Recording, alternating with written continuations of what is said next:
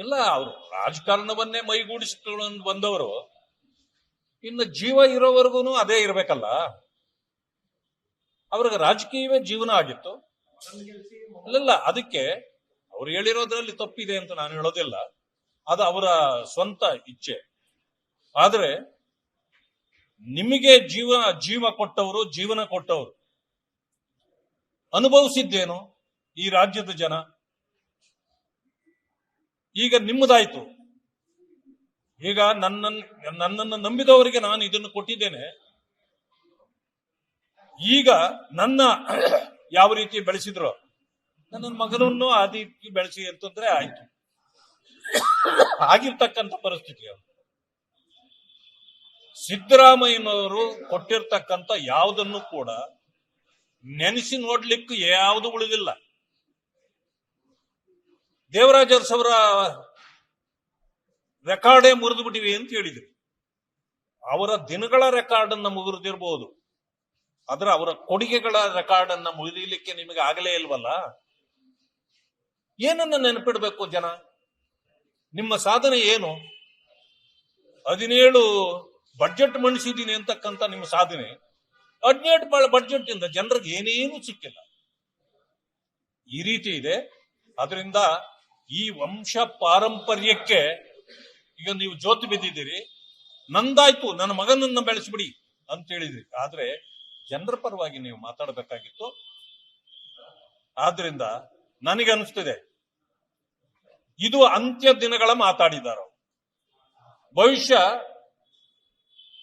ಈ ರಾಜ್ಯಸಭಾ ಚುನಾವಣೆ ಬರ್ತಾ ಇದೆ, ಇನ್ನೆರಡು ತಿಂಗಳಿದೆ. ರಾಜ್ಯಸಭಾ ಚುನಾವಣೆ ಬರೋ ಹೊತ್ತಿಗೆ ಅವರ ಸ್ಥಾನ ಕಳ್ಕೊಳ್ತಾರೆ. ಯಾವ ಸ್ಥಾನ? ಮುಖ್ಯಮಂತ್ರಿ ಸ್ಥಾನವನ್ನ ರಾಜ್ಯಸಭಾ ಚುನಾವಣೆ ಬರುವ ಹೊತ್ತಿಗೆ ಅವ್ರು ಕಳ್ಕೊಳ್ತಾರೆ. ಇದುವರೆಗೂ ಹೇಳ್ತಿದ್ರಲ್ಲ ನಾನೇ 5 ವರ್ಷ ಅಂತ, ಈಗ ಹೇಳಕ್ ಹೇಳಿ ಅವರಿಗೆ. ಈಗ ತಾಕತ್ತಿಲ್ಲ. ನಿನ್ನೆ ವೈರಾಗ್ಯದ ಮಾತನ್ನ ಆಡಿದ್ದಾರೆ. ಅಂದ್ರೆ ಹೆಚ್ಚು ಕಡಿಮೆ ನಂದು ಮುಗೀತು, ನನ್ನ ಎರ ಮುಗಿದಿದೆ, ನನ್ನ ಮಗನನ್ನ ಕಾಪಾಡ್ಕೊಳ್ಳಿ ಅನ್ನೋ ಮಾತನ್ನ ಅವರು ಹೇಳಿದ್ದಾರೆ. ಇದರಿಂದ ಅರ್ಥ ಆಗತ್ತೆ ಅವರು ಸದ್ಯದಲ್ಲೇ ರಾಜೀನಾಮೆ ಕೊಟ್ಟು ಹೋಗ್ತಾರೆ.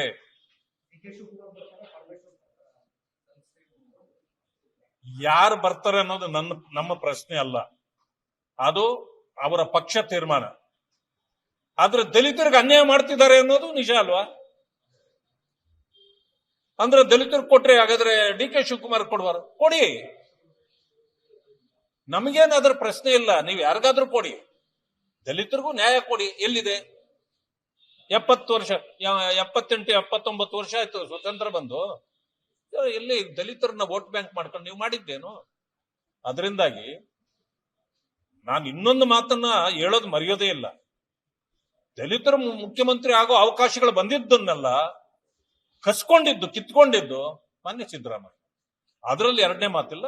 ಈಗಲೂ ಕೂಡ ಅವರು ದಲಿತ ವಿರೋಧಿ ಅನ್ನೋ ಮಾತನ್ನ ನಾವು ಪದೇ ಪದೇ ಹೇಳ್ತೀವಿ. ಯಾಕೆಂತಂದ್ರೆ ದಲಿತರಿಗಿಟ್ಟ ಹಣವನ್ನೆಲ್ಲ ನುಂಗಿದ್ದು, ಆಕ್ಟ್ ತಂದುಬಿಟ್ಟಿದ್ದೀನಿ ಅಂದಿದ್ದು ಸಿದ್ದರಾಮಯ್ಯನವರು, ಹಣವನ್ನ ನುಂಗಿದ್ದು ಸಿದ್ದರಾಮಯ್ಯನವರು.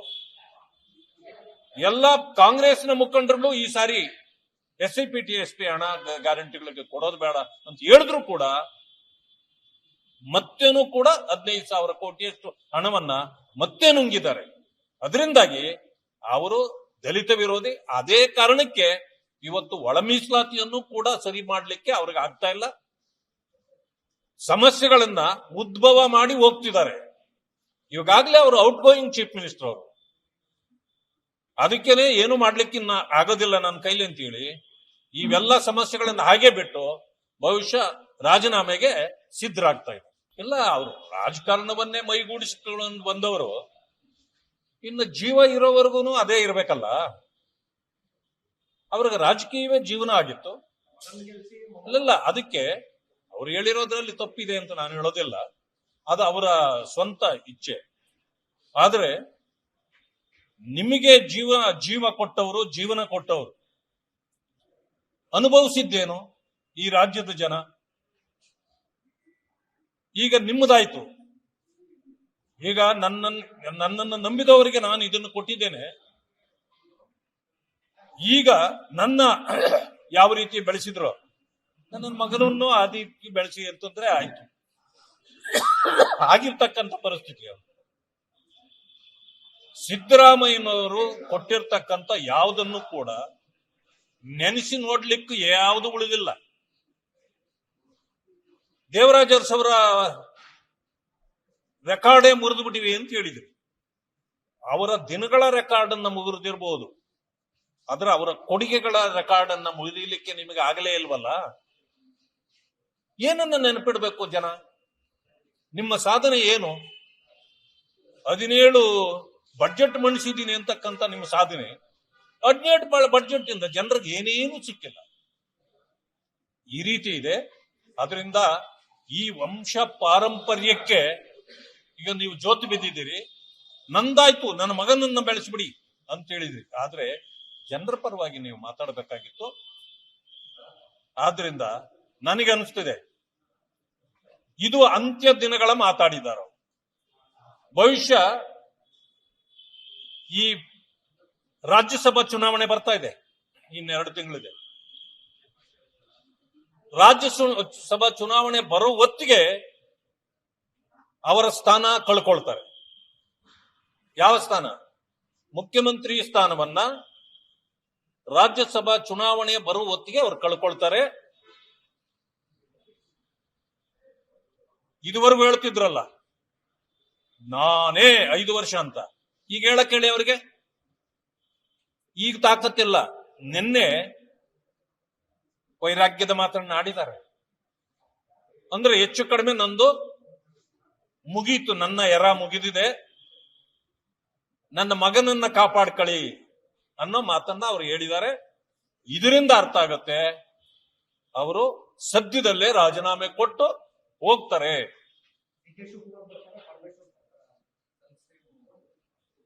ಯಾರು ಬರ್ತಾರೆ ಅನ್ನೋದು ನಮ್ಮ ಪ್ರಶ್ನೆ ಅಲ್ಲ, ಅದು ಅವರ ಪಕ್ಷ ತೀರ್ಮಾನ. ಆದ್ರೆ ದಲಿತರಿಗೆ ಅನ್ಯಾಯ ಮಾಡ್ತಿದ್ದಾರೆ ಅನ್ನೋದು ನಿಜ ಅಲ್ವಾ?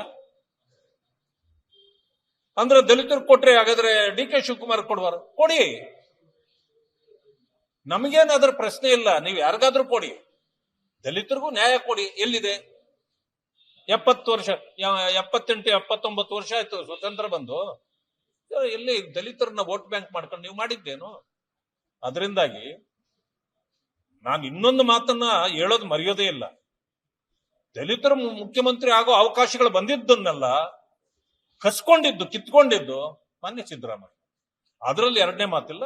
ಈಗಲೂ ಕೂಡ ಅವರು ದಲಿತ ವಿರೋಧಿ ಅನ್ನೋ ಮಾತನ್ನ ನಾವು ಪದೇ ಪದೇ ಹೇಳ್ತೀವಿ. ಯಾಕೆಂತಂದ್ರೆ ದಲಿತರಿಗಿಟ್ಟ ಹಣವನ್ನೆಲ್ಲ ನುಂಗಿದ್ದು, ಆಕ್ಟ್ ತಂದುಬಿಟ್ಟಿದ್ದೀನಿ ಅಂದಿದ್ದು ಸಿದ್ದರಾಮಯ್ಯನವರು, ಹಣವನ್ನ ನುಂಗಿದ್ದು ಸಿದ್ದರಾಮಯ್ಯನವರು.